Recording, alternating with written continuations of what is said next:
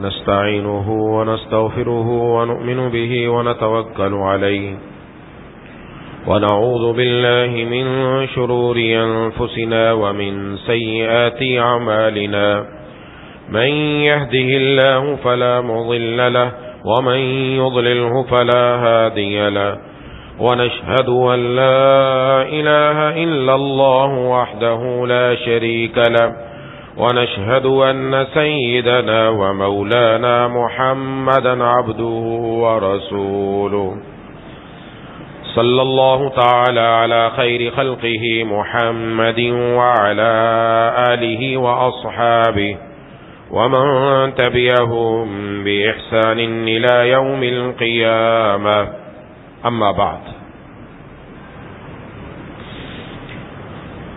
میرے دوستوں اور ساتھیوں، ماہ رمضان المبارک نیکیوں کے لیے موسم بہار ہے. ہر مسلمان کے دل میں نیکی کا جذبہ الحمدللہ موجود ہے.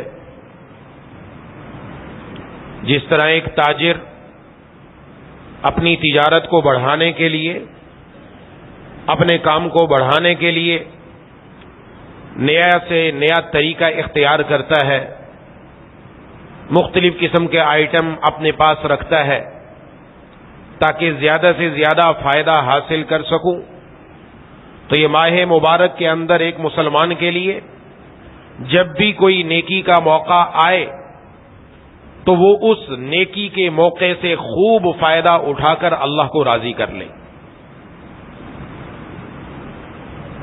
حضرت ربیعہ بن کعب رضی اللہ تعالیٰ عنہ سے روایت ہے، یہ رسول اللہ صلی اللہ علیہ وسلم کے ان صحابہ میں سے ہیں جو اصحاب صفہ تھے. صفہ کا چبوترا مسجد نبوی میں آج بھی موجود ہے. کچھ حضرات صحابہ کرام رضوان اللہ علیہم اجمعین ہمیشہ یہاں آ کر رکے رہتے تھے، اور مقصد یہ ہوتا تھا کہ جناب نبی کریم صلی اللہ علیہ وسلم کیا ارشاد فرماتے ہیں، آپ کا عمل کیا ہے، آپ کی زندگی کیا ہے، ہمیں یہ معلوم ہو جائے. گویا یہ طلباء تھے، یہ سارے کے سارے دین سیکھنے کی نیت سے یہیں موجود رہتے تھے، اور جناب نبی کریم صلی اللہ علیہ وسلم کے زیادہ سے زیادہ آپ کے افعال، آپ کے اقوال، آپ کی باتیں، آپ کے اعمال، ان کو اکٹھا کرنے کی کوشش کرتے تھے کہ ہمیں معلوم ہو جائے، زندگی میں لے آئیں. ان میں ایک بڑا نام حضرت ابو ہریرہ رضی اللہ تعالیٰ عنہ کا ہے، جو سب سے زیادہ احادیث جناب نبی کریم صلی اللہ علیہ وسلم سے روایت کرنے والے ہیں. ہم تک پہنچانے میں ان کا بڑا ہاتھ ہے. اور ان لوگوں کے لیے کھانے پینے کا وہاں کوئی خاص انتظام نہیں تھا، اس لیے حضرت ابو ہریرہ رضی اللہ تعالیٰ عنہ ارشاد فرماتے، بسا اوقات بھوک کی وجہ سے مجھ پر بے ہوشی کی کیفیت طاری ہو جاتی تھی، میں گر جاتا تھا، اور لوگ یوں سمجھتے تھے شاید اس کو مرگی کا دورہ پڑا ہے. اور عموماً اس دور کے اندر مرگی کے دورے کا علاج یہ ہوتا تھا کہ پاؤں کے اندر جوتا پہن کر اس آدمی کی گردن کے اوپر پاؤں رکھ کر گزرتے تھے. تو کہ لوگ یہ سمجھ کر میری گردن پر پاؤں رکھ کر گزرتے تھے، لیکن مجھے پتا ہوتا تھا کہ میری بھوک کی وجہ سے یہ کیفیت ہوئی ہے. لیکن گئے نہیں حضرات صحابہ کرام رضوان اجمعین، یہ تقریباً 300-350 حضرات جو اصحاب صفہ کہلاتے تھے، جنہوں نے جناب نبی کریم صلی اللہ علیہ وسلم سے دین سیکھنے کے لیے اپنے آپ کو وقف کر دیا تھا. ان میں ایک صحابی یہ بھی ہیں حضرت ربیعہ بن کعب رضی اللہ تعالی عنہ، اور ان میں سے ہر ایک کی کوشش ہوتی تھی میں کچھ زیادہ سیکھ لوں، اس لیے انہوں نے اپنے آپ کو جناب نبی کریم صلی اللہ علیہ وسلم کی خدمت کے لیے بھی پیش کر دیا کہ جب آپ کو ضرورت ہوگی تو میں آپ کی خدمت کے لیے تیار ہوں، مجھے اپنی خدمت کے لیے قبول فرما لیجئے. آپ نے خدمت کے لیے قبول فرما لیا. تو اس لیے جناب نبی کریم صلی اللہ علیہ وسلم کے ساتھ رات گزارنے کا موقع بھی آتا گھر میں. تو فرماتے ہیں کہ رسول اللہ صلی اللہ علیہ وسلم کے ساتھ میں نے رات گزاری. جب صبح کے وقت آپ بیدار ہوتے ہیں تہجد کے لیے تو فرماتے ہیں کہ میں اس وقت آپ کے وضو کا اور آپ کی ضرورت کا سامان لے کر آیا, وضو کا پانی بھی لایا اور ضرورت کا سامان بھی لے کر آیا. تو جناب نبی کریم صلی اللہ علیہ وسلم نے فرمایا مانگو تم کیا مانگتے ہو. آپ صلی اللہ علیہ وسلم خوش ہو گئے ان کی خدمت سے. اب یہ بڑا امتحان ہوتا ہے اس مانگنے کے لیے, یہ مانگنے کا بڑا اہم موقع کہ انسان کے دماغ میں نہ جانے کیا کچھ آ جائے, کیا کچھ مانگے. لیکن اس کے لیے جو حضور صلی اللہ علیہ وسلم کی صحبت یافتہ حضرات, ان کی اللہ نے سمجھ بھی بڑی اونچی عطا فرمائی تھی. کیا مانگا؟ فرماتے کہ میں نے عرض کیا اے اللہ کے رسول صلی اللہ علیہ وسلم اسألک مرافقتک فی الجنہ, میں جنت میں آپ کی رفاقت مانگتا ہوں, مجھے اپنے جنت میں آپ کا ساتھ نصیب ہو جائے. سبحان اللہ, کیا مانگ ہے, جنت میں آپ کا ساتھ مل جائے, بس یہ مانگتا ہوں. آپ نے فرمایا کچھ اور بھی. یہ بھی ایک امتحان تھا کہ اس کے علاوہ بھی کچھ اور مانگتے ہو, یہ تمہارے نزدیک بہت بڑا درجہ ہے. تو ظاہر ہے آپ کی رفاقت مل گئی تو اور کیا, جنت مل جائے اور جنت میں جناب نبی کریم صلی اللہ علیہ وسلم کا ساتھ مل جائے. سبحان اللہ, کیا کہنے. تو فرماتے ہیں میں نے کہا ہوا ذاک, بس یہی, اور کچھ نہیں مانگنا, میں یہی مانگتا ہوں. آپ صلی اللہ علیہ وسلم نے فرمایا فَأَعِنِّي عَلَى نَفْسِكَ بِكَثْرَةِ السُّجُودِ, تو پھر اس میں تم میری مدد کرو. کیسے مدد کرو؟ فرمایا کثرت سجدوں کے ذریعے میری مدد کرو تاکہ اللہ قیامت کے دن تمہیں یہ مقام نصیب فرما دے. اس سے جناب نبی کریم صلی اللہ علیہ وسلم نے اس طرف توجہ دلائی کہ دعا مانگی جائے گی, دعا کا اہتمام ہوگا, لیکن اس دعا کے ساتھ دوا بھی ضروری ہے, عمل بھی ضروری ہے.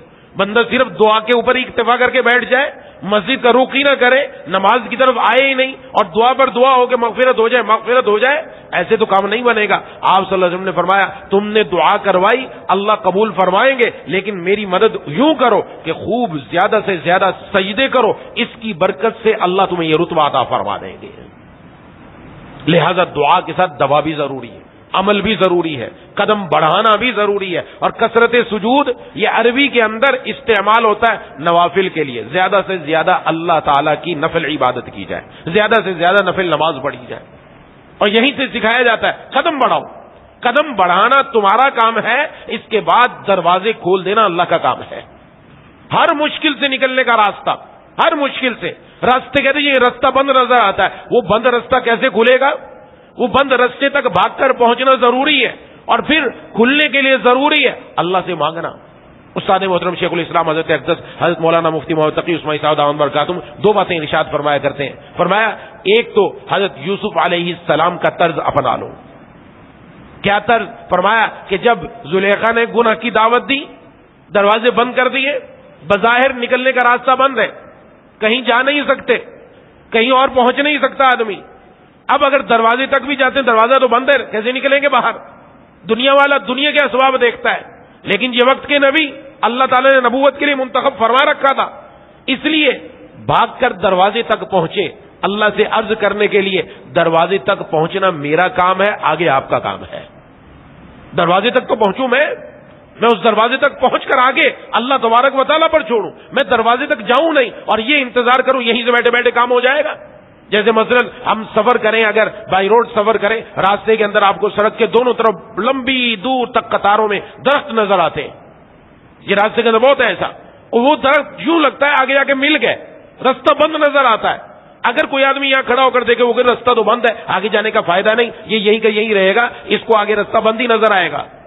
لیکن کوئی کہتا ہے چلو یار وہاں تک تو پہنچے, دیکھتے ہیں کوئی نہ کوئی راستہ تو کھلے گا, جہاں راستہ بند ہے دائیں بائیں کوئی نہ کوئی ایسی جگہ ہوگی جہاں سے ہم نکل جائیں گے. اور جیسے جیسے بندہ سفر کرتا چلا جاتا ہے پتہ چلتا راستہ بند نہیں تھا, آنکھ کا دھوکا تھا, نظر ایک جگہ جا کر رک جاتی ہے, اس لیے لگتا ہے دروازہ بند ہے, لیکن جب وہاں پہنچے دروازہ کھلا ہوا ہے, نکلتے گئے وہ منزل مقصود پر پہنچ جاتا ہے. جو بندہ اللہ کے راستے پر چلتا چلا جاتا ہے, بظاہر راستے بند نظر آتے ہیں لیکن وہاں تک پہنچتا ہے, اللہ اگلے دروازے کھول دیتے ہیں. حضرت یوسف علیہ السلام پہنچے, دروازے کھٹاکھٹ کھلتے چلے گئے اور آپ اس چیز سے بچ گئے. ایک بات. نمبر دو, حضرت یونس علیہ السلام نے تاریکی میں, کون سی تاریکی ہے؟ ایک سورج کی, اس کی رات کی تاریکی ہے, ایک سمندر کی تاریکی ہے، ایک مچھلی کی پیٹ کی تاریکی ہے. 3 تاریکیوں میں اللہ سے مانگا. اللہ سے جب مانگا اللہ نے وہاں راستہ بنایا، اور راستہ ایسا بنایا کہ اسی مچھلی نے آپ کو باہر نکال دیا. اللہ نے راستہ بنایا، فرمایا ایک طرف قدم بڑھاؤ، دوسری طرف اللہ سے مانگنا شروع کر دو. ادھر مانگتے چلے جاؤ گے، ادھر قدم بڑھاتے چلے جاؤ گے، یقیناً اللہ تعالیٰ کو پالو گے. اس لیے اپنی زندگی میں یہ لانا ہے، کوئی بھی عمل جب تک ہم کریں گے نہیں، کام نہیں بنے گا. حاجی امداد اللہ مہاجر مکی رحمہ اللہ کی خدمت میں ایک شخص آیا، حضرت دعا فرما دیجئے کہ میں حج پر چلا جاؤں. فرمایا دعا تو ضرور کروں گا، لیکن جب حج کے دن آئے نا تو آ کے اپنا آپ میرے حوالے کر دینا، تاکہ میں تجھے پکڑ کر جہاز میں بٹھا بھی دوں، ساتھ دعا بھی کر دوں. میں ادھر دعا کرتا رہوں اور تو نکلنے کی تیاری نہ کرے. تو اپنے گھر کے اندر بند رہے تو کیسے حج کے لیے جائے گا؟ تیاری بھی تو کر کے آ، میرے پاس آ جا، اور اس کے بعد جب جہاز میں بٹھا دوں تو تیرے لیے دعا بھی ہے اور دوا بھی ہو گئی. پھر یقیناً تو حج کے لیے پہنچے گا. وہ کام ہی نہ کرے، بیٹھا رہے کہ یہیں سے کام بن جائے گا. نہیں، دنیا کے لیے انسان قدم بڑھاتا ہے، اس کے لیے بھی قدم بڑھانا ہے. تو بہرحال کثرت سجود کے ذریعے تو ماہ مبارک کا مہینہ خوب کمانے کا مہینہ ہے. اس لیے جہاں فرائض کا اہتمام ہے وہاں اس کے ساتھ ساتھ نوافل کا خوب اہتمام کیا جائے. نوافل کا محبوب کبریا خاتم الانبیاء سرکار دو عالم صلی اللہ علیہ وسلم نے ایک اور حدیث میں ارشاد فرمایا، حضرت معدان بن طلحہ رضی اللہ تعالیٰ عنہ سے روایت ہے، فرماتے ہیں کہ میں حضرت ثوبان رضی اللہ تعالیٰ عنہ جو کہ رسول اللہ صلی اللہ علیہ وسلم کے آزاد کردہ غلام ہیں، ان کے پاس آیا اور میں نے کہا مجھے کوئی ایسا عمل بتائیں کہ جس کو میں کروں اللہ اس کی وجہ سے مجھے جنت میں داخل فرما دے. تو وہ خاموش ہو گئے. پھر کہتے میں نے پوچھا، پھر وہ خاموش رہے. تیسری مرتبہ پوچھا تو انہوں نے فرمایا یہی سوال میں نے رسول اللہ صلی اللہ علیہ وسلم سے کیا تھا جو تو نے مجھ سے کیا. وہ تو آپ صلی اللہ علیہ وسلم نے کیا فرمایا؟ آپ نے فرمایا تم کثرت سے سجدے کرو، تم کوئی سجدہ نہیں کرتے مگر اس کی وجہ سے اللہ تمہارا ایک درجہ بلند فرما دیتے ہیں اور تمہارا ایک گناہ معاف فرما دیتے ہیں. اس سے بھی پتہ چلا کثرت سجود بندے کو جنت میں داخل کروانے والا اور جنت میں داخل کروا کے حضور صلی اللہ علیہ وسلم کے قریب بھی پہنچانے والا. تو اب نفل عبادات وہ زیادہ سے زیادہ اس کا اہتمام ہو. حدیث شریف میں کل قیامت والے دن سب سے پہلے جو حساب کتاب کیا جائے گا بندے کا، وہ حساب کتاب اس کا نمازوں کا کیا جائے گا. سب سے پہلے نمازیں دیکھی جائیں گی کہ نمازیں اس کی پوری ہیں کہ نہیں ہے. اگر نماز والے حساب کتاب میں کامیاب ہو گیا تھوڑا بعد والے حساب میں بھی کامیاب ہو گیا. اگر اس میں پھنس گیا تو پھر ناکام ہی ناکام ہے. تو اگر اس کے فرائض میں کچھ کمی ہوگی، فرض پورے نہیں ہوں گے، فرض دیکھے جائیں گے پہلے، فرض پورے نہیں تو اللہ فرمائیں گے کہ میرے بندے کے دیکھو کوئی نفلی عبادت بھی ہے کہ نہیں ہے. اگر نفلی عبادت ہے تو اس نفل کے ذریعے اس کے فرائض کو پورا کر دیا جائے گا. سبحان اللہ، نفل عبادت موجود ہوگی، فرائض کو پورا کر دیا جائے گا. آج ہم ہمارے نزدیک نفل کی اہمیت نہیں، نماز کے بعد کے نوافل بھی چھوڑ دیتے ہیں، دوسرے نوافل تو پڑھتے نہیں، یہ بھی چھوڑ دیتے ہیں. نہیں، ان کا بھی اہتمام کریں. یہ نفل ہمارے فرض کو پورا کرنے والا ہے، اس کے ذریعے کل فرض پورا ہوگا. اور ان نوافل میں سب سے اہم نوافل وہ ہے تہجد کے نوافل، جن کے بارے میں جناب نبی کریم صلی اللہ علیہ وسلم نے ارشاد فرمایا فرائض کے بعد سب سے زیادہ قرب دلانے والی اگر کوئی نماز ہے تو وہ نماز تہجد کی نماز ہے. تہجد کی نماز اب ماشاءاللہ پڑھنا بہت آسان ہے، اس کے لیے کوئی لمبے چوڑے کام کرنے کی تو ضرورت ہی نہیں. سحری میں تو اٹھنا ہی ہے، جب سحری میں اٹھنا ہے تو کم از کم 2 رکعت نماز تہجد ہی پڑھ لی جائے. اور یہ تہجد کی نماز انسان کو کہیں سے کہیں تک پہنچاتی ہے.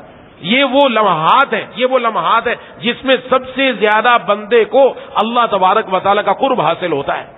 یہ جو تہائی رات، آخری تہائی رات ہوتی ہے، اس کے اندر بندے کو اللہ کا بڑا قرب حاصل ہوتا ہے. اس لیے حدیث شریف میں جناب نبی کریم صلی اللہ علیہ وسلم نے ارشاد فرمایا کہ تم تہجد کو لازم پکڑو، کیونکہ یہ نیک لوگوں کی تم سے پہلے عادت ہے اور یہ تمہیں اللہ کا مقرب بنا دے گی اور تمہارے گناہوں کا کفارہ بن جائے گی اور تمہیں گناہوں سے روکنے والی بن جائے گی. یہ نماز تہجد کی خصوصیات ہیں. نماز تہجد پڑھنے والا یقیناً ایک دن اللہ کی نافرمانی سے باز آ جائے گا.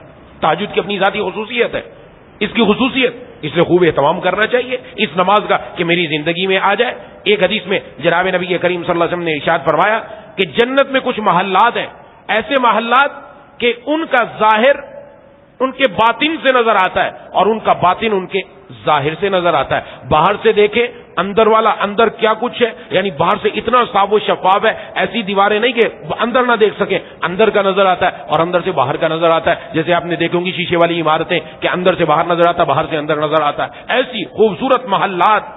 اور پھر فرمایا یہ اللہ تعالیٰ نے کس کے لیے تیار کیے؟ فرمایا اس آدمی کے لیے تیار کیے جو گفتگو میں نرمی رکھتا ہے، سختی نہیں رکھتا، جو کھانا کھلاتا ہے، جو پے در پے روزے رکھتا ہے، اور جو لوگوں کو جو رات کے وقت میں نماز پڑھتا ہے جبکہ لوگ سو رہے ہوتے ہیں، یہ ان کے لیے اللہ تعالیٰ نے تیار کیا۔ تو تہجد کی نماز کا اہتمام کم از کم 2 رکعت پڑھ لیں، زیادہ سے زیادہ 8 رکعت ہے، 12 رکعت ہے، جتنی توفیق ہو اتنا آگے بڑھے تہجد کی نماز۔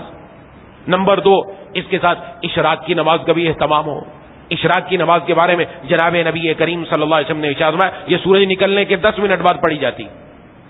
آپ صلی اللہ علیہ وسلم نے ارشاد فرمایا، جس نے فجر کی نماز پڑھی پھر وہیں بیٹھا اللہ کا ذکر کرتا رہا یہاں تک کہ سورج نکلا، سورج نکلنے کے بعد اس نے اشراق کی نماز پڑھی، 2 رکعت نماز پڑھ لی، مثلا 2 رکعت اشراق کی نماز پڑھ لی، تو کیا ہوا؟ فرمایا اللہ تبارک و تعالی اس کو ایک حج اور عمرے کا ثواب عطا فرماتے ہیں۔ اب یہ لینا آسان ہے؟ حج اور عمرے کے بارے میں پھر آگے ارشاد میں تامہ پورے حج اور عمرے کا ثواب دیتے ہیں، پورے حج اور عمرے کا ثواب دیتے ہیں، پورے حج اور عمرے کا ثواب دیتے ہیں۔ یہ بندے کو یہاں بیٹھے آرام سے حاصل ہو رہا ہے، اور رمضان میں تھوڑی سی آدمی ہمت کرے تو یہ نماز آرام سے پڑھ سکتا ہے۔ یہ نماز پڑھ کر پھر اللہ تبارک و تعالیٰ جیسے آگے موقع دے بندہ عبادت کرے۔ اشراق کے بعد نمبر 2 آتا ہے چاشت کی نماز۔ یہ آپ صلی اللہ علیہ وسلم نے پڑھتے رہے، اور آپ صلی اللہ علیہ وسلم نے اس کی ترغیب بھی ارشاد فرمائی چاشت کی نماز کے لیے۔ اور ایک حدیث میں جناب نبی کریم صلی اللہ علیہ وسلم نے ارشاد فرمایا کہ انسان کے جسم کے 360 جوڑ ہیں، اور ہر جوڑ کا صدقہ دینا ہر انسان پر لازم ہے۔ 360 جوڑ ہیں، لہذا ہر دن 360 صدقے دیں۔ اب صدقے میں عموماً ہمارے ذہن میں آتا ہے صدقے کا مطلب پیسہ خرچ کرنا، پیسہ خرچ کریں گے تو یہ صدقہ ہے۔ جناب نبی کریم صلی اللہ علیہ وسلم نے وضاحت فرمائی آگے، فرمایا 1 مرتبہ سبحان اللہ کہنا صدقہ ہے، لہذا کوئی 360 مرتبہ سبحان اللہ کہے گا، 360 جوڑوں کا حق ادا ہو گیا۔ الحمدللہ کہنا صدقہ ہے، لا الہ الا اللہ کہنا صدقہ ہے، اللہ اکبر کہنا صدقہ ہے۔ یہ جو 360 مرتبہ کہہ دیا اللہ تبارک و تعالیٰ نے اس کے 360 جوڑوں کا حق ادا کر دیا، ہو گیا۔ امر بالمعروف صدقہ ہے، دوسروں کو نیکی کی ترغیب دینا، کسی دوسرے کو نیکی کی بات بتلائی، وہ ہماری نیکی کی بات کی وجہ سے نیکی کی طرف راغب ہو گیا، یہ بھی صدقہ ہے۔ کسی کو برائی سے روکنا، یہ بھی صدقہ ہے۔ اور ارشاد فرمایا 2 رکعتیں چاشت کی وہ ان سب کی طرف سے کفایت کر جاتی ہیں۔ جو بندہ روزانہ 2 رکعت چاشت کی پڑھتا ہے وہ 360 جوڑوں کا حق ادا کر دیتا ہے، اس کو الگ الگ کی ضرورت ہی نہیں، 360 جوڑوں کا حق ادا ہو گیا، یہ اس کے ذمے میں ہے۔ تو یہ چاشت کی نماز ہے، اس میں بھی کوئی نہیں 10 بجے پڑھ لے بندہ، 11 بجے زوال سے پہلے اس کا وقت ہے، زوال سے پہلے تک ہم اس نماز کو پڑھ سکتے ہیں، زوال سے پہلے اس کو پڑھ لیا جائے۔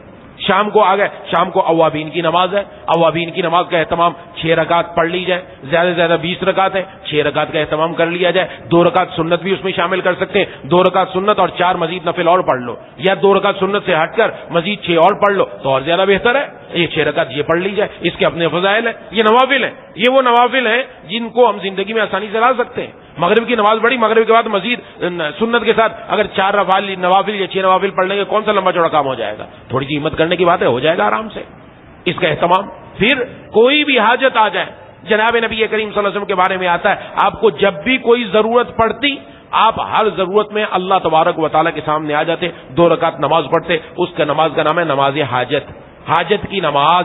کوئی بھی ضرورت ہو، بندے کو بندے سے ضرورت ہو، بندے کو اللہ سے ضرورت ہو، کوئی کام ہے اللہ تعالیٰ سے عرض کرنا ہے، 2 رکعت نماز حاجت پڑھ لے، اللہ سے دعا مانگ لے، اللہ تبارک و تعالیٰ کام بنا دیں گے۔ یہ حدیث شریف میں فرمایا گیا۔ صلاۃ التسبیح کی نماز نفل نماز ہے، 4 رکعت ہے، جس کے اندر سبحان اللہ والحمد للہ ولا الہ الا اللہ واللہ اکبر خاص طرز کے مطابق پڑھا جاتا ہے۔ اس کے بارے میں جناب نبی کریم صلی اللہ علیہ وسلم نے ارشاد فرمایا تھا کہ اگر ہو سکے روزانہ پڑھ لو، روزانہ نہیں پڑھ سکتے ہفتے میں 1 بار پڑھ لو، ہفتے میں 1 بار نہیں پڑھ سکتے مہینے میں 1 بار پڑھ لو، مہینے میں 1 بار نہیں پڑھ سکتے سال میں 1 بار پڑھ لو، سال میں 1 بار نہیں پڑھ سکتے زندگی میں تو 1 بار پڑھ لو۔ تو ہمیں تو یہاں موقع ہے، الحمدللہ صحت بھی ہے، فرصت بھی ہے، جس دن موقع ملے زیادہ اس دن 4 رکعت نماز پڑھ لیں صلاۃ التسبیح کی۔ فرمایا اس کی برکت سے اللہ بندے کے سارے گناہوں کو معاف فرما دیتے ہیں۔ یہ اس نماز کی اپنی خصوصیت ہے کہ نماز کی وجہ سے اللہ کام بنا دیتے ہیں۔ پھر وضو کیا، وضو کے بعد تحیۃ الوضو، 2 رکعت وضو کے لیے بشرطے کہ نفل پڑھنے کا موقع ہو۔ عصر کی نماز کے بعد نفل پڑھنے کی اجازت نہیں ہے۔ اسی طرح جب فجر کا وقت شروع ہو جاتا ہے، فجر کا وقت سے لے کر سورج نکلنے تک کوئی نفل پڑھنے کی اجازت نہیں، صرف آپ سنت فجر کے اور فرض پڑھ سکتے ہیں۔ ہاں اپنی قضا فرض پڑھنا چاہیں وہ پڑھ سکتے ہیں، اس وقت میں نفل پڑھنے کی اجازت نہیں۔ اس کے علاوہ باقی اوقات میں پڑھ سکتے ہیں۔ تو 2 رکعت تحیۃ الوضو جن کے بارے میں جناب نبی کریم صلی اللہ علیہ وسلم کا ارشاد ہے کہ آپ صلی اللہ علیہ وسلم نے ایک مرتبہ ارشاد فرمایا، بلال کو بلایا، فرمایا کہ اے بلال کہ میں جنت میں گیا، جنت میں میں نے اپنے آگے آگے تیرے قدموں کی آواز سنی. تو وہ کون سا عمل کرتا ہے جس کی وجہ سے اللہ تعالیٰ نے تو یہ درجہ عطا فرمایا.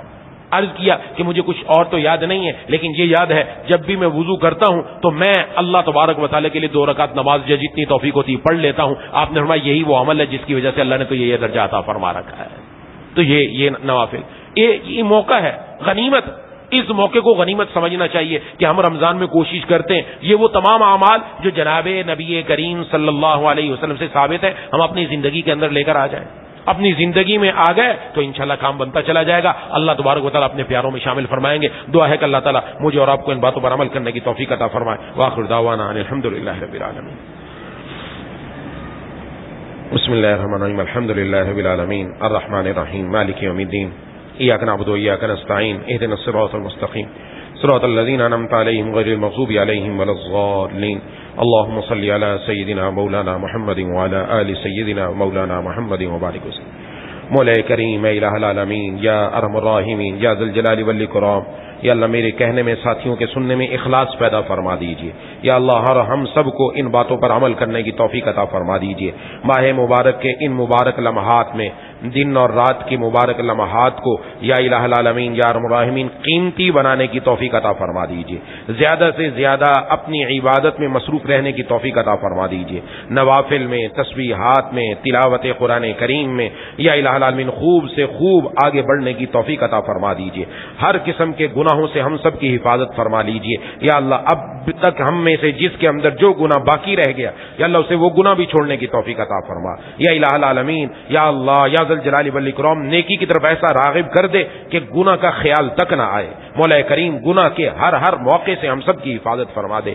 نیکی کے خوب مواقع عطا فرما دیجئے اور ہر نیکی کے موقع سے ہم سب کو فائدہ اٹھانے کی توفیق عطا فرما دیجئے. اے الہ العالمین اے ارحم الراحمین یا ذی الجلال والاکرام، یا اللہ اس ماہ مبارک کے اندر یا اللہ اس ماہ مبارک کی برکات، یا اللہ اور قرآن کریم کی برکات، تراویح کی برکات تمام مسلمانوں کو عطا فرما دیجئے. یا اللہ اس ماہ مبارک اور قرآن کی برکت سے تمام مسلمانوں کے تمام مسائل کو حل فرما دیجئے. ہر قسم کی پریشانی سے نکلنے کا راستہ فراہم فرما دیجئے. اے الہ العالمین اے ارحم الراحمین جتنے حاضرین مجھ سمیت موجود ہیں ہم سب کے دلوں میں جتنی جائز تمنائیں ہیں مولا کریم اے الہ العالمین اپنے فضل سے پوری فرما دیجئے. کسی کو محروم نہ فرمائیے. ہم میں سے جو بیمار ہے، گھروں میں جو بیمار، دوستوں احباب میں جو بیمار، جنہوں نے بیماروں کے لیے دعا کے لیے کہا، کہنا چاہتے تھے نہیں کہہ سکے، امید رکھتے ہیں پیغام پہنچا نہ پہنچ سکا، سب کو شفاء کاملہ عاجلہ مستمر عطا فرما. جو مقروض ہیں ان کو قرضوں سے رہائی نصیب فرما. مولا کریم ہمارے دلوں میں یا الہ العالمین کسی کے بارے میں جو بھی یا اللہ جائز حاجات موجود ہیں یا اللہ محض اپنے فضل سے پوری فرما دیجیے.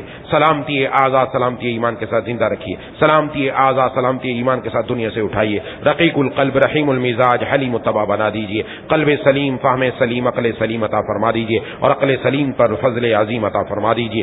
اللهم كل خير لكل مسلم ومسلمة.